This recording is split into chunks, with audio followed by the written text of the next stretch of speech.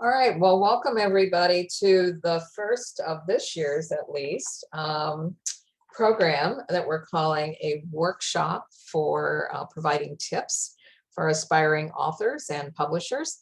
And I have a personal friend that I've asked to speak tonight, and his name is Matthew Morales, and he is a motivational speaker. He's a thought leader and a serial entrepreneur. And he connects people back to the soul of their company. And he can explain that a little more in just a second. He recently published his book, Never Be Poor Again, which is on his sweatshirt. And hold up your book, Matthew. There you go. It's an awesome book, actually.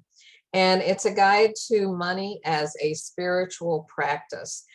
He also teaches the laws of the universe. If a lot of you, have certainly heard that, the law of attraction. And how to respect them, and most importantly, how to put them into practice. So Matthew, welcome to the program tonight. I'm really happy that you agreed to be the first one. And it's going to be 30 minutes of you kind of sharing your knowledge, and then I'll open it up to question and answer. So welcome. Fantastic. The floor is yours. Thank you so much for having me. Welcome, everyone. Once again, my name is Matthew Morales, author of Never Be Poor Again, A Guide to Money as a Spiritual Practice. You can find it on Amazon. I just made this sweatshirt for myself, which I love. And the point of my story, the point of my book is simply, it is a self-help book, except it's written differently. And we're actually going to talk a little bit about this, what makes your story different. What makes my story different is that almost every self-help book you will ever read is written in the second person point of view. You should do this. You should do that. When I was poor, I did this. When I was poor, I did that. But there's no connection there. And so I wanted to do something different. And that's what I decided to do. So I wrote a financial book that actually teaches finances, teaches the laws of finance, teaches you how to deal with your money, teaches you how to remove yourself out of poverty, but without telling you to do it. And instead, telling stories of me growing up poor, learning about finances, and then not doing it.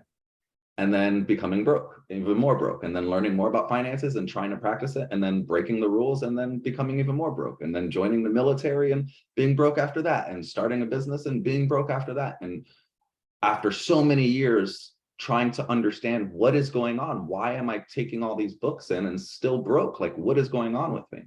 And it finally clicked, was that it was my arrogance keeping me poor, right? It doesn't matter how many books I take in. If I don't practically apply the things that I learn, then it doesn't matter. And so one thing I learned is you didn't actually learn something until it affects the way you act in the world. If it doesn't change the way you act in the world, you didn't actually learn anything yet. And so that's really what changed me and what I wanted to make different. And so instead, my story is written through stories. And it's actually written through the perspective as if you were reading almost a fiction novel, a fun fiction novel, or an autobiography. And instead, you're actually hearing the stories of everything I learned as I was poor and what it took me to get out of there. And that's what I did different. So that's about my story. And that's what we're going to talk about a little bit today. It's about writing from your soul. And I'm going to teach you a few tricks on how to write from your soul and a few tricks to make sure that your book gets done. Because the hardest part about this book was finishing it, was understanding the rule, done over perfect. That was the hardest thing I ever learned in my life. Done over perfect. Your book will never be done. It's impossible. It's just not. You're an artist. Your art will never be done. You just have to be okay sharing it with the world. Because that's the whole point of our book in the first place. I always talk about this. If you ever notice your book, right, when you become famous, when it becomes big, when a lot of people buy it, you ever notice your book doesn't say #1 best author in the world. It doesn't say #1 best writer. It says #1 best seller. Because the point is, after you've finished the book, the true art is the art of sharing your art with as many people as possible. And the only way to do that is to finish and be okay with the mistakes. That was the hardest part. I remember reading my book and noticing there was a typo on like page 3. And I was like, you know what? I'm going to publish it. And you know how hard that was for me? But then I reread Harry Potter, and then I reread like 10 other books and noticed there's mistakes on some of their first pages, and it doesn't matter. So that's step 1, done over perfect. Okay. And hopefully we can go past that hurdle. Step 2, really, how do I write? Well, how do I write from my soul? How do I write a story that's so authentic, that's so vulnerable, that's so strong, that it connects to the person? And I'm going to teach you my secret sauce. My secret sauce is that I always write scenes according to how I feel, according to what the scene represents. So what I mean by that is, if I'm feeling angry and my book outline has an angry scene, I take my anger out in that scene. And I curse and I say all the things that I want to say and all that, and I write it in that scene, and I express it through the version of that scene, of that story, of that context. I literally put my emotions into it. When I'm sad, I write one of the sad scenes. When I'm really happy and I'm really elated, I literally fuel that energy into my books. And you can feel it. You can feel the chapters when I was elated in love. And you can feel the chapters when I was writing while I was depressed. And you can feel the chapters of while I was writing while I was angry. I had the whole outline of my book, and I had ideas of what I wanted to write. But I didn't write the scene until I felt the emotion for it. And that's the thing. We say, well, how do I inspire myself to write? Well, you just have to write. So whenever you feel the emotion, fuel it into that scene. Remember, oh, I'm sad right now. Perfect time to write a sad scene, right? I just had the most amazing day of my life. Perfect day to write the happy scene that I have. And that has poured so much magic into my words because I'm feeling that, and I'm being honest, and I'm being true. Okay. That's a big part of writing on what I like to say on a cellular level, writing from the soul, writing from those emotions, telling the stories that simultaneously had the most impact on you and you believe will have the most impact on the person you're touching, and thinking about them, because this is for them. This is for them to connect with us and to have empathy and to understand whatever it is we want to understand. The beauty of our artwork is we get to share our philosophies that we want other people to see, our experiences that we want other people to share with us. And the only way to do that is to think of them. So the other part is like, how do we even write this in the first place? Like, how do I start a book? I've never written a book. I don't know what to do. And even when I'm writing a book, I want to like redo it, and I want to throw it out, and I want to do all these crazy things to it, right? Like we're self-destructive sometimes as artists. And this is something I learned a long time ago, and it really helped me, right? There's actually 5 stages to writing. And if you already know this, I apologize for reiterating it, but it's really important for people to know. There's 5 stages of writing. The first draft is never the rough draft. It is literally impossible for the first draft to be the rough draft. The first draft is called pre-writing, what some people talk about stream of consciousness writing, right? And so what we need to do and learn to do, the same way a guitarist has to play through mistakes, and an artist paints another version on top of it, you do not edit while you are writing. Mm-hmm. Never edit while you're writing. Don't ever do that. Those are 2 completely different parts of your brain. The first draft is pre-writing. Just let the ideas come out. And honestly, they're going to be crap, some of it, right? But then there's going to be gold nuggets in there. And completely get it all out there. Get all the ideas out there, get it all out, get it all out. And that first thing you write is your pre-writing. Then and only then can you turn that into a rough draft. And you take out all the garbage and all the things that can't possibly work and it just doesn't make sense, and that you just needed words on the page, and that's okay. You just get words on the page. And then you throw all that away, and then you organize it. And then when you put it together, now you have a rough draft. Okay. And then from there, that's when you do the actual rewrite. This is going to be your real first draft of the book, the rewrite. So now you're going to take your rough draft and you're going to take all that little gold pieces and all the little crap pieces you have together. And now you're going to give it the content. You're going to give it the texture. You're going to give it the feelings and the vulnerability and the tones and all that, right? We're going to give it all of the color behind it. In music, we call it timbre, Timbre. It's the color of your voice. We all have our own timbre, a color to our voice. And that's when you're going to add that. That's when you get it. And that's your first version. And then you're going to send that to someone who's going to be nice and ruthless to you, right? And then they're going to get it back. And now from there, you can use that to get your actual second revision. And then from your second revision, now you're going to fatten it up or take things away. There's two types of writers, people who write too much, people who don't write enough, right? So if you're the person who writes too much, then you're going to trim. If you're the person that doesn't write enough, then you're going to add. And that's when you're going to do that. And that's what you're going to get from the people. I felt like this was missing. I felt like something was missing here.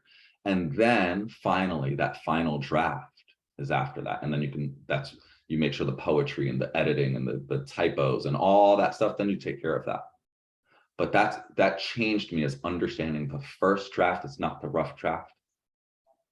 The first draft is pre-writing and it's supposed to be crap. And that's okay. When you paint, when you do like realism, let me see if I have something here. Hold on. I don't have it actually, but when you do realism, when you draw, I have a painting of myself that I've done, and it's realism. And so when you do the first layer, right, it kind of looks like a sketch and it's just like this thing. And then you don't erase that and you don't edit that. You never edit that. What you do is you do a whole new fresh drawing over that drawing. And now it looks better. And then once you're completely done, you don't edit that. You do a whole new drawing over that drawing. You do that 5, 6, 7, 8 times. That's how the Mona Lisa was created. So you're not editing as you're going. Editing needs to be its own separate job, and creativity needs to be its own separate, where you're pulling from your creative well and refilling your creative well. If you're a writer, every time you write, you're pulling from your creative well. And so you need to refill your creative well using other techniques, using music, using dancing, using culinary art, using whatever other art form that's not related to your art. And that's where the inspiration comes from, television, from books, from whatever it is, and filling that creative well. Okay. And then fueling those emotions into that story. And then the next part, like I said, what makes your story different? Okay. Truly think about it. What makes your story different? Because the truth is we're all telling the same story over and over and over and over, just our version of it and our philosophies and what we got out of it and our experiences and the way we want to share those with people. That's what we're doing, but it's kind of the same story. It's me going through problems and then fixing those problems and then going through problems and then fixing those problems. We're all telling that same story. Okay. So how do I make mine different? I gave you an example for mine. Every single book that you read on finances, almost every single one in the world, is teaching you from the perspective of the rich person. But I'm broke, I'm poor. I don't know what you're talking about, and I don't have the habits in place to do what you're telling me to do. Also, you're speaking from this like ridiculous point of view of, oh, just take $5,000 and put it here and take 1,000. I don't have $5. What are you talking about? So I recognize that. And so I'm speaking to my peers. My book isn't teaching you how to become rich because you're still poor. My book is teaching you how to not be poor. First, how many people are talking about that? But this is the first, you can't get to wealth without this. And so that's what I wanted to do. So I changed the perspective. Another thing I did is, and this is just me personally, I actually invented a punctuation mark, and it was just by accident. It was the way I naturally write. I used to write with paper, and I use a rest mark because when we speak with dialogue, sometimes we pause to strengthen the word before the word after. And we do this all the time in dialogue. Just by resting, we accentuate sounds, we accentuate words, we accentuate emotions. Like, what the? And instead of having to put a ... ellipsis, which doesn't make sense, or if I wanted to be able to accentuate words simply by pausing, I started writing a rest mark. And because of that, now over many years, now I write a rest mark in my thing, and people just naturally see it and go, huh, that's weird. I understood what that meant. So that was something unique I did. Another unique thing I did is I actually write using nonverbal communication, because I recognize that in our language, we are very violent.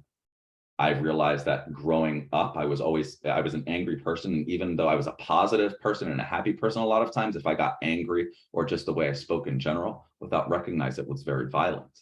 And an example of something that's violent without even realizing it is in these books, we're saying, when you fail, you need to, that's attacking. Without recognizing, that's attacking. So instead of me using the language of you, I actually started writing with the royal we, which the royal we is usually a dialogue thing. It's a rare thing. It's like when the queen says, we really got to clean up these streets. Obviously, the queen's not going to clean up the streets, right? So that's what the royal we is. So I actually use that in my writing in a different sense. Anytime I say something that I believe could be considered or construed as negative or needs to be healing, I say we. Anytime I say something definitely negative, I say I. I learned that when I was procrastinating, I avoided my mistakes and I did this. Therefore, what I learned was, if we can simply learn, so now I involve everyone. If we can, because it's positive. If it's negative, I learned, I did this, and so there was never blaming towards the audience. That was something different I did in my book. What can you do that's different? Anything. Write a book from two perspectives. One, the exact same book, one from the man and one from the woman's perspective, exact same story. Wouldn't that be a unique book? Right? So there's so many ways that we can do this. There's so many different things that we can do. And that's what I try to do. I try to involve as many different, my own unique set of things. And I just naturally speak poetically. And so I wrote poetically. I like to play with words, and so I played with words. And so I think this is some important stuff. I got to infuse myself. I truly infused myself in this book. And I think the other important part is this. I was not writing a book when I started this. This happened by accident. What actually happened was, over the years, I like to teach, and I do a lot of things. I teach for free a lot, and I give a lot of free lessons. So every once in a while, my girlfriend at the time would ask me a question, or my mom would ask me a question, or a friend would ask me a question. And so I would write something out, and then I would send it to them. And I would try to explain it as simply as possible with zero jargon, meaning zero language that they couldn't understand. And what I was planning to do was just compile all the little writings I had done for these people into a little quick ebook. And I was just going to put it online for like $3 for people to kind of check out. That's all I was planning to do. It was going to be sales and stuff like that. And it completely morphed into something else, because I compiled it together. And then they all had little titles, and I used the titles to make the outline. And the outline was kind of what I was going to teach along the way. And then I realized I needed to introduce it.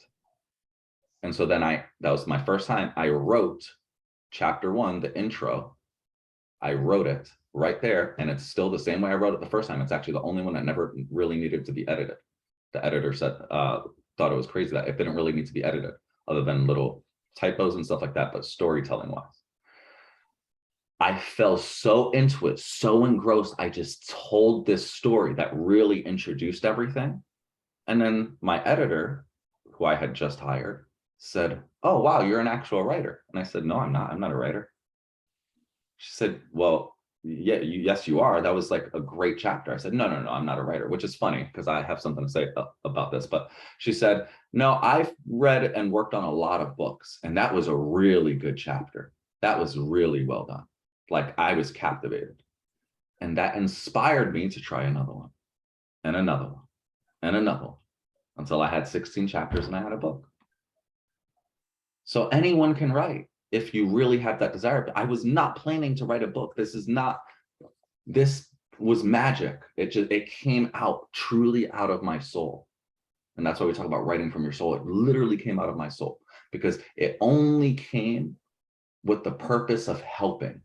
That was the only reason I wrote this book, was to help someone, was to help my girlfriend, was to help my mom, was to help. I was like, oh, if I write this, I write that. And then I realized, oh, it's probably going to be boring if it's just me telling them this stuff. And then it transformed. How can I do it? And then I told it through stories. And in these stories, you get to hear me get robbed, and you get to hear me go to jail. I go to prison. And you get to hear me join the Marine Corps. I was a Marine. And you get to hear me about me losing my lung. And you get to hear me travel the world and live in India, Nepal, and Thailand, and Philippines. And you hear about all these great stories. And the whole time I was broke, but learning and taking and adopting all these things. And that's what changed everything. I literally decided to just infuse it all into here. There was no original plan. It truly came out of my heart. And that's why it became called Never Be Poor Again, a guide to money as a spiritual practice, because I'm teaching philosophies in here that have nothing to do with money. And then I'm applying them to money. And that's what the difference is. You can apply my book to physics. You can apply my book to anatomy. You can apply my book to money. You can apply my book to cooking. You can apply it to literally anything, because I only teach principles and philosophies that anyone could understand. These are the things I wanted to do differently. And so that's what we have to focus on is the audience. It's all about the audience. It's all about them.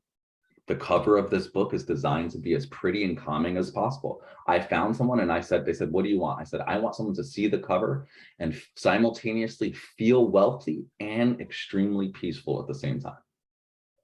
This was one shot. That's all it took, one shot. And this is what they came up with. I knew what I wanted. It's feelings based. It's feelings first. And learning how to emote and let them out. Emotions in the first place means energy and motion. So how do we take the energy that we've produced in our body and put it in motion? That makes a huge difference. So how much time do we have left? We have about 3 or 4 minutes where you can talk, and then we'll open it up to Awesome. questions. Yeah, so I mean, I've learned a lot of cool techniques along the way in writing and stuff like that, if you guys do have any questions, but I just felt like those were some good things to know. I think some of the most limiting things is that we're editing while we're writing. As I said, don't edit while you write. Those are two different things. Done over perfect. Don't worry about the typos. Don't worry about the mistakes. Don't worry about, there is a point, there has to come a point where where it's time to share it, because that's the point. I'm going to say something that some people may find rude, but I really hope you take it anyway. I do not find it a good brag when someone says to me, oh, I've written 10 books. That is not a brag to me, because you're an artist and you're going to do your art no matter what. Nothing's going to stop you from doing your art. That's the easy part. I want you to know writing the book is the easy part, just so you know. This is the easy part. The hard part is, like I said before, if you want that little stamp in a corner, it says #1 bestseller. It doesn't say #1 best writer. It doesn't say #1 best author, right? It says #1 bestseller. You have to learn the art of sharing your art, because otherwise, why did you write this? Was there something you wanted to teach? Was there somebody you wanted to affect? Men, women, disabled people? Was there a story that you believe needs to get told in this world? Or were you just doing it to express, which is also fine? But that's the difference. And I think another important thing is understanding something that really hit me. I used to think that because I wasn't an author, I wasn't a writer. Okay. But if you journal, you're a writer, because not everyone journals. If you sing in the shower, you're a singer, because not everyone sings in the shower. And so just because you haven't become an author, just because you haven't published, doesn't mean you're not a writer. Let go of that idea right now. Don't allow that imposter syndrome to take over, because that was a really diminishing thing for me as well. I'm not a writer, but I am a writer, apparently. It came out of me and I had no idea. I had no idea. It just came out. So I think that's all I have for now. Do you guys have any questions? Yeah, if you have questions and hold your hand up, I will unmute you.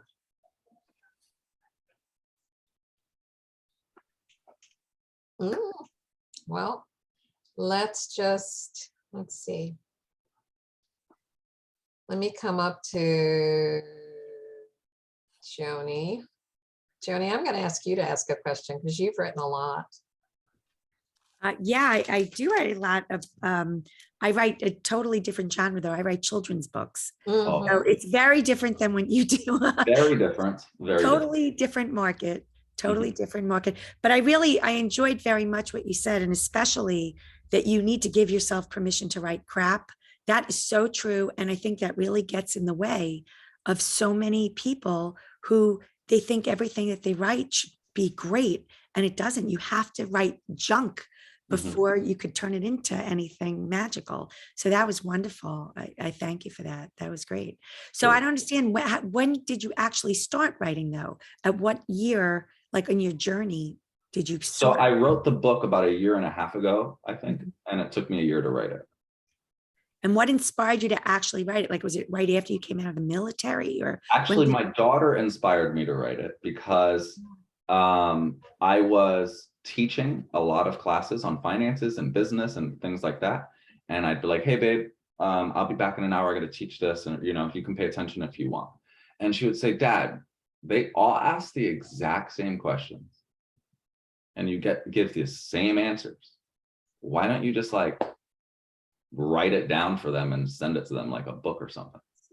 I was like, you know, that might be so much easier. And so that's why I was compiling all my writings to send it as that. And then it just transformed. And did you self-publish, or did you have a publisher? I self-published it. I put it on Amazon and I sell it myself. Mhm. And I just sell it. And here's the important ingredients to selling. Okay. You need to think about it like food. When you eat a meal, what is the first thing you use to consume that meal with? Your eyes and your nose. Okay, so first, before people even get to inside to your good stuff, the first thing they're going to do is eat it with their eyes. Right? So this is important.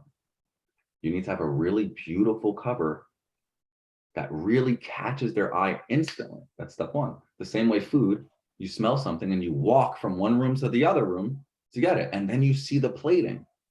And it can be the worst meal in the world, but if it looks good on a plate, you're gonna eat it. Right? Well, so where do you market it? How do you get it out to the world? Where do you use Twitter? Do you use Facebook? That's what's interesting. And that's the other part. So then when you have the good title and all that stuff, I put very little effort in selling my book and sell at least 10 a month. Really? I put no effort into selling my book and I get people just click on it and purchase it on. That's amazing. Because of 3 reasons. Because good cover, good title. Wow, that's great. Good summary. Those are the 3 important things. It really is. And literally the other thing I do, so I'm just naturally a natural edifier. I believe in edifying myself and edifying my friends. So one thing is, a way to sell your book without selling your book is just telling people you're working on it. There's a rule in business that says, have your customers before your product. Customers before your product, right? So I'm going to make these hoodies. I want to make these hoodies for me. Do you think I just went out and bought the hoodies? Nope. The first thing I did is messaged a bunch of people, took a snap screenshot of the hoodies that I wanted to make and say, hey, I'm making myself this hoodie. I think it's really cool. Would you want one too? They're like, yeah, how much is it? Oh, it's gonna be $60. I pay $25 for it. Okay, cool. I got a list of all these people and then I buy it. Right? So there's a way to do the same thing with your book without actually trying to sell your book. And it's just talking about it. Oh yeah, I'm writing this great book. Oh, really? Oh yeah, what do you do? I'm an author. Oh, it's called Never Be Poor Again. You realize just from saying my title, I've sold my book just from saying my title. This morning, I sold a book just because someone was called me and said, happy birthday. This is a true story. called me. Oh yeah, today's my birthday. I forgot about that. Happy Someone- birthday. Thank Happy you. birthday. Someone called me today to tell me happy birthday, and they FaceTime me. I haven't seen them in forever. They said, "Oh my God, I love that hoodie. Orange is my favorite color." I said, "Oh, thank you." He's like, "Can I have one?" I was like, "Yeah, they're $60." He's like, "Okay, cool." He was like, "What is that?" I was like, "Oh, that's my book."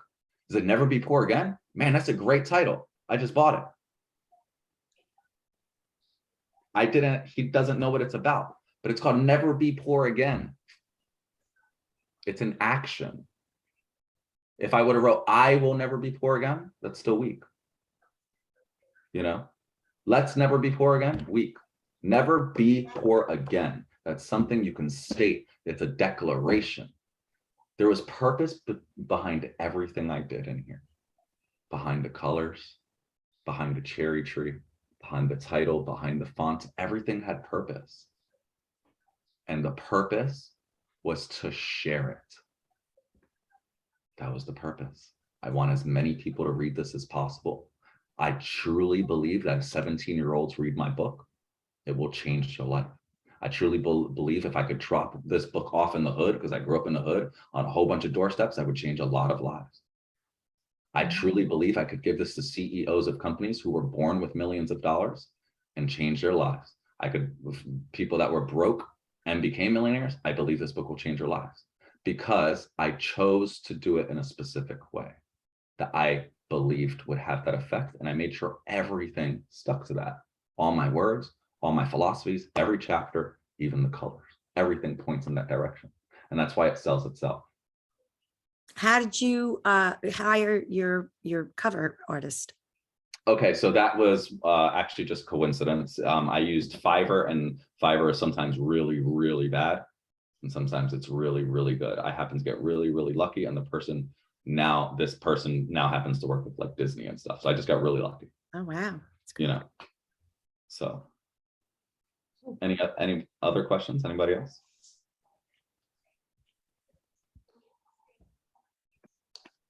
I'm looking for Go ahead, hands, Roger. but I don't see any. There we go. Roger's waving his hand literally, so I'm asking him to unmute. Okay.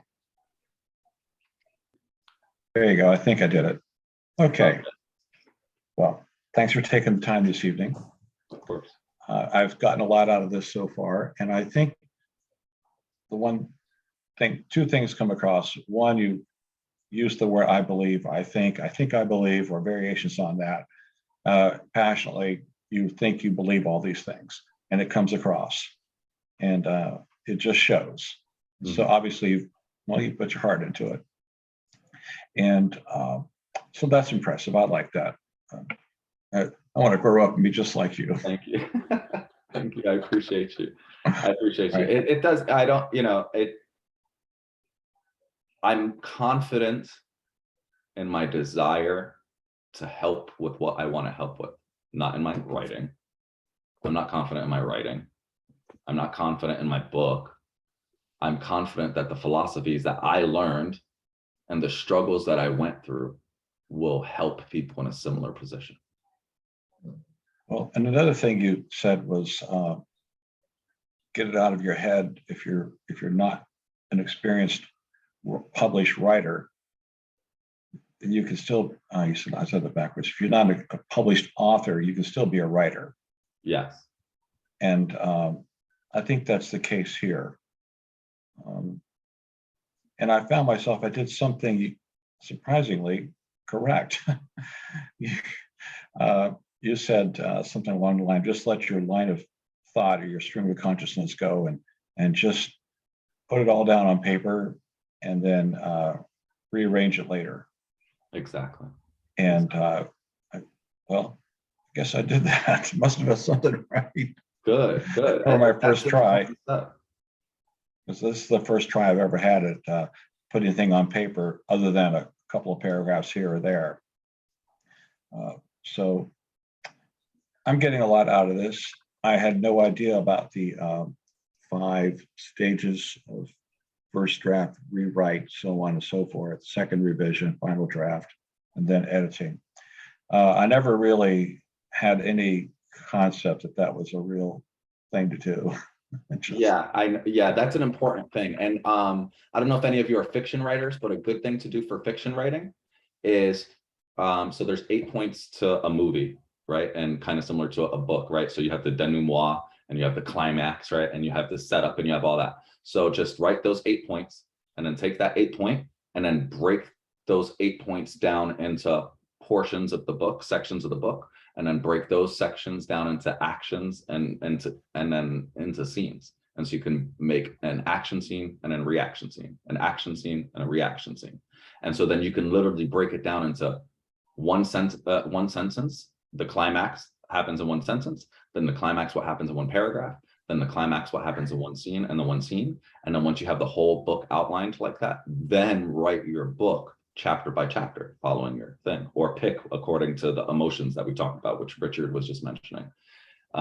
So you have an emotion, you're angry, you have an outline, you're like, oh, didn't I have an angry scene in my, and then put all your anger and everything and don't edit it at all and put any words, even if they don't make sense, and put it in there and then come back later to them. You know, it'll make a huge difference.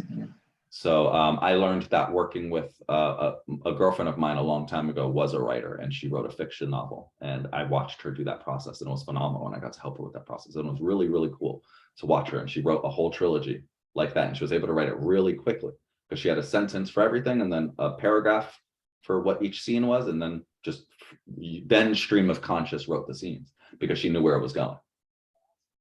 So it made a huge, huge difference for her. Well, maybe you could kind of guide me in a general way. This book that I'm trying to write started out as it's going to be a simple translation of a diary in another language, written long ago, like more than 100 years ago. All I was going to do is take it from Italian and put it in English, word for word, line for line, for the cousins and family members who would be interested in this old diary. That's all it was going to be. And then I found out, well, I've got to add an explanation. I've got to talk about the context. I've got to talk about the scenes, the settings this person was, what they saw, and what they lived through. So it started getting a little bigger. And then I need a picture of this, I need a photo of that. I need a little political context of what happened in those days. And so then I found this thing expanding a little bit, talking about myself and how I relate, and my philosophy of life, and this person's philosophy of life. This thing started growing. It started out to be 56 pages of diary, 56 pages of translation, and now we're looking at over 200 pages. Gotcha. And because it's a diary that I'm translating, I'm telling this person's story. Well, they've already told their story. I'm just preserving it. So then I would say this, because I don't want to fall too far off track, because a lot of times I do this, then we get into specifics of people's books. I try to stick. I don't want to get specific about it. I'll say this. That's what you're doing is a tricky one because it's two things. One, when we're translating, I think it's really, really important, especially because I'm Puerto Rican. I'm actually Spanish. Yo soy puertorriqueño. Yo hablo español. Okay. And so a lot of times when I watch translations on TV, right, they're not actually translating properly, because the point of translation, this is the most important thing, is principle and intention. What is the intention behind the sentence? The intention is more important than the words. And if you're not writing the intentions, then you're not translating. It doesn't matter what words you use. Totally One word can change everything. So if you're translating, you're translating. Now, if you want to turn this into a great story, that's great. But then from what you're doing with the context, but that it sounds to me like you need an end point. The best way to write a book is to know the ending. Know the ending first. Okay, you need to know where it ends. I think I have that. Yeah. That's where I struggled here, is I didn't have an ending. And so it actually only took me 6 months to write this book. And then it took me 6 months to figure out the last 3 chapters, which I'm still not happy about. But that's because I broke my own rule that I knew about. You need to know the ending first. You have to. Otherwise, and a great example is TV shows. That's why in almost every single show of a TV show, by season 3, they fall away from the story, everything falls apart, and they start paying attention to drama and things like that. It's because they didn't have an ending. But then when you watch shows like Breaking Bad, where he said, I want exactly 6 seasons and this is where it's going to end, or there was a lot of, like, some of the shows that we consider some of the best shows ever created, they all had an ending. Harry Potter, she wrote the very last sentence before she started the first book. So the very last sentence of her book was the first thing written. So that's what makes a phenomenal story. And so it just sounds to me like if you were to decide what your ending is going to be and how you want it to end, it'll help you reshape your other book. Yeah, I already have the conclusion, the ending, the last sentence, period. It's Okay. done. Cool. Yeah. But thank you for your guidance. Yeah, my pleasure. Anyone else? Arlene, did you have something? No? I don't have any Just- questions. I've written 14 books and I'm proud of it. You're proud of it? I'm Okay, very I'm proud. sorry. I don't, I need to be honest because for me, why did you write the books? I write nonfiction. I write instructional books mostly. So I write them to help people. Do you share them with people? What do you That's mean? all I mean. So my only point is if you write 15 books but never share them to people, that's I've what I- sold a ton of books. That's the So difference. So somebody there's nothing is- to be offended by what I'm saying, because I'm talking about people who write the book, who write a book and then say, okay, I want to sell my book. I want a bestseller. And then they write another book and they say, I'm going to write a bestseller. And then they write another book. Well, I'm- but then they never, I like- did write some bestsellers. So That's awesome. Okay, yeah. So They're- that's not what I mean.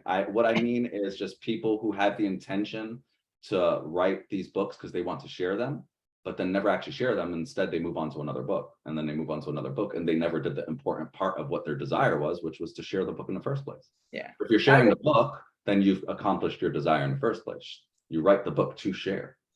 Or I've been write working at diaries it and for- journals to not share. I've Yeah, been working at it for, 12 years. So they've been shared. I'm all over the place. that's great. Okay, yes, that's great. May I ask Sorry, you I don't guys- mean to Yeah. miscommunicate. Go ahead. I was just going to share a lot of what you're talking about in university towns in particular. People that get their undergraduate and then get their master's and then get their first doctorate and then get their second and then get their third. A lot of Madison, Wisconsin's known for this, where the University of Wisconsin is. But, it's that feeling of I'm not good enough yet. And so, they write the next book, or I'm not good enough yet. So they go back to school to get another degree. So I think that's kind of what you're talking about is people who Exactly. write Yeah, and that the are a fear of little moving afraid the to next put it step. out there. And so they write another one.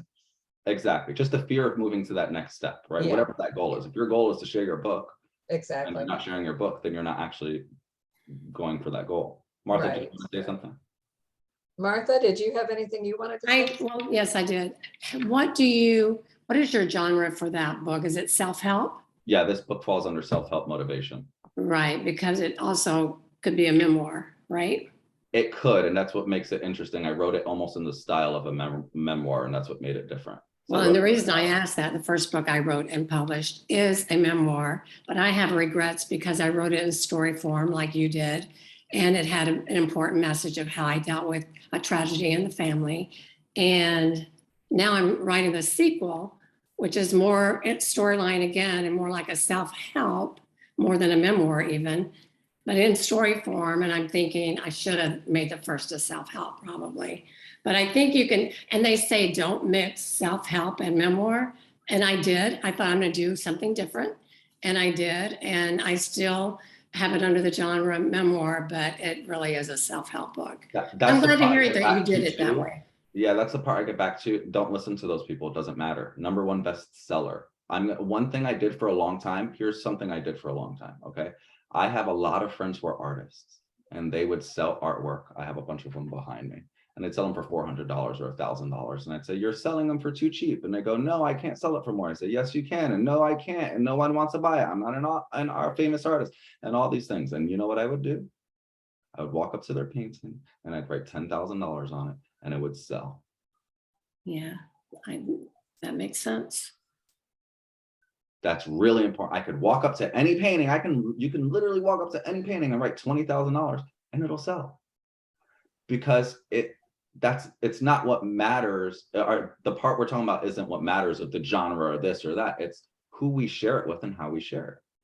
Right? Poor people aren't buying paintings as much as rich people. So it's easier to sell a painting for $20,000 than it is to sell for $400. It actually is. Right?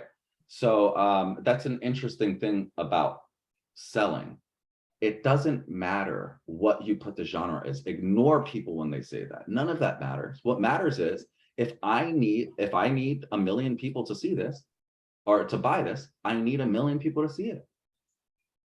And so I can actually figure out how to make that happen. An easy way to do goals is to do goals backwards. So if you say, I want to, my goal is to open up a restaurant. Perfect. So your top goal is to open up a restaurant. That means in order to open a restaurant, what things have to have existed for that even to be possible, right? Opening up a license, right? Getting a ServSafe license and certification, hiring people, finding a place. These are things that need to exist in order for that other thing to exist. So it's the same. You want 1 million sales, you want 1,000 sales, you want 100 sales. That's easy if you write down 1 million sales. Well, 1 million sales equals, if I talk to 10%, if I get to these groups, if I can talk to 30 Facebook groups, and all these Facebook groups have 20,000 people with a 15% rate of activity, then I could probably sell 1%. And for every 5 groups, I'm going to get 2,000 sales.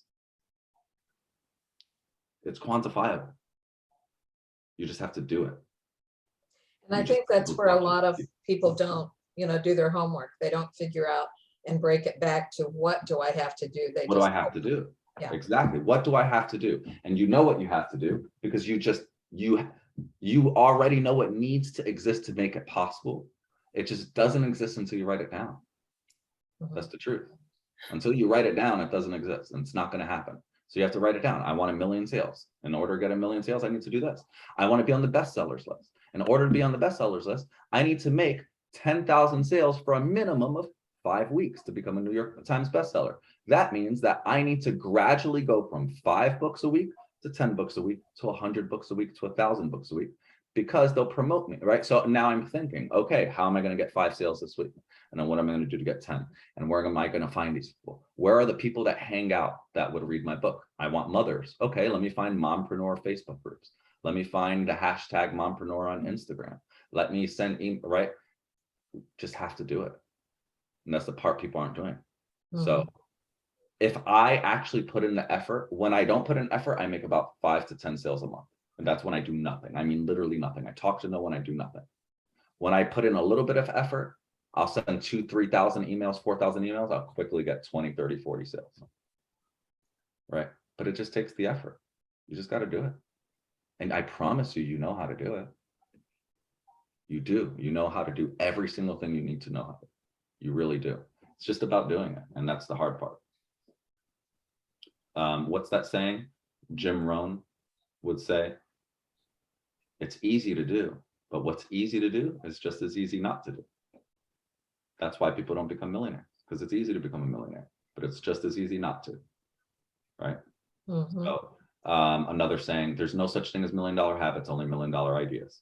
I mean, I know such thing as $1 million ideas, only $1 million habits, right?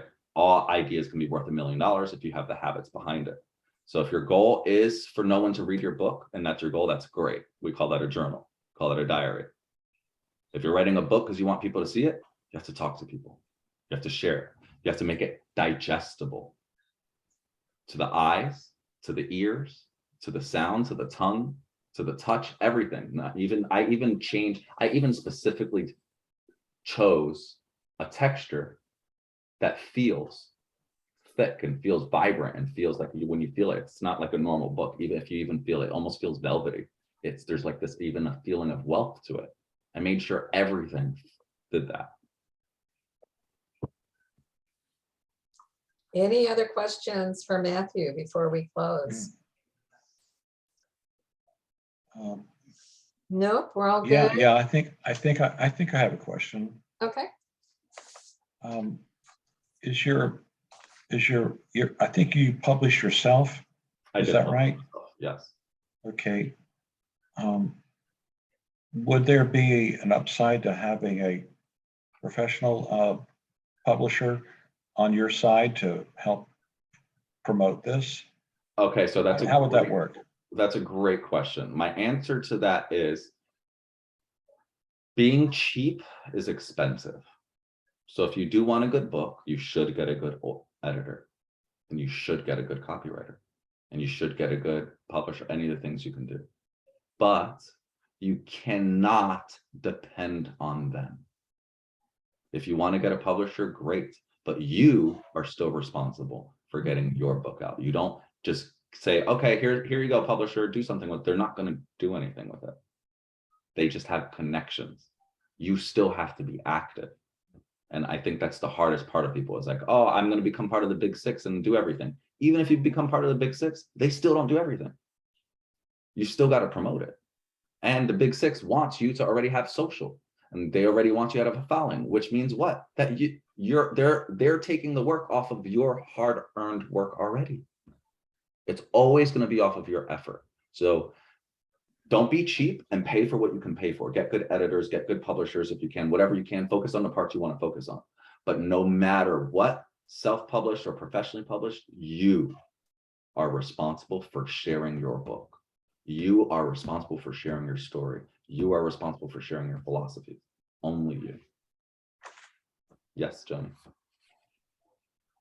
Hold on. I would just like to say, so I'm traditionally published, and you are so absolutely right, because publishers will do certain things that they'll get it out to certain contests and certain things for you, but you have got to sell. And if you don't meet a certain criteria, a certain amount of books, then your next book, people aren't going to want, the publisher may not want to work with you again.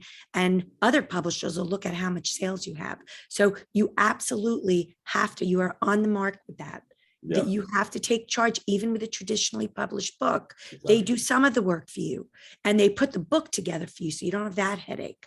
But you have got to work your stuff. Otherwise, your book will be on the market. And the difference between self-published and being traditionally published is if your book doesn't sell after a certain point, it's not going to come out again. That's it. They put it in the trash, where self-published, you could keep it out as long as you want. One of my publishers just went out during COVID, and I have books on Amazon that can't sell anymore. They're not allowed to sell them on Amazon. Publishers out. So, and my agent doesn't want me to self-publish it, but you are so on the mark. You have to sell your stuff. You Yeah. have to be willing to do it. Mm. So, thank you. Exactly. And you can get all the help you can, but you still have to take the responsibility or recognize your ability to respond. And we have to respond to this because now you have a piece of artwork. And now this can fuel you for the rest of your life if you want it to. And if you put the effort behind it, but you really do have to do it. And you just have to keep pushing, and you have to just keep figuring it out and problem solving. That's the hard part of this. It's the problem solving part. It's how do I get people to see this? How do I get people to read this? How do I get people? That's called lead generation, by the way, studying what's called lead generation. But it's a really, really powerful skill. And to me, it's the most important part of the skill of your book after you've written it, unless you're writing a journal. Well, I want to thank you so much for being our first guest on this type of presentation. And I hope everybody enjoyed what you had to say. And I certainly did. And happy birthday again to you. Thank I was you. going to say we'd all sing happy birthday, but maybe not while we're recording. I don't know. But worries. the happiest of birthdays to you. The next person that is going to be presenting in October is Yvonne DeVita. And let me just tell you who she is. Her little spiel that she gives is that when she isn't writing, she's reading. And when she's not reading, she's working with smart and talented women and men, coaching and advising them on their next powerful book. She has 20 years of training and experience in the communication and business development field. And she is a publisher. And her topic on this one is going to be how to create a successful book launch. And a lot of times I think that is what we need, is we don't know how to bring it out, and she does. So I hope you'll be with us for the October presentation. And it's always the third Wednesday from 7 until 8. And so again, happy birthday, Matthew. Thank you so much. Thank you, You're everyone, for having me here. And yeah, chat soon. Feel free to follow me on Facebook or Money Mystic 359 on Instagram. All right. I will be talking to you soon on my podcast. Yes, you will. Okay. Take care, everyone. Have a wonderful Hey. evening, and go out there and make it a great life. Thank Good you. Bye-bye. Night. Thank you, Bye. everyone. Thank you. Okay.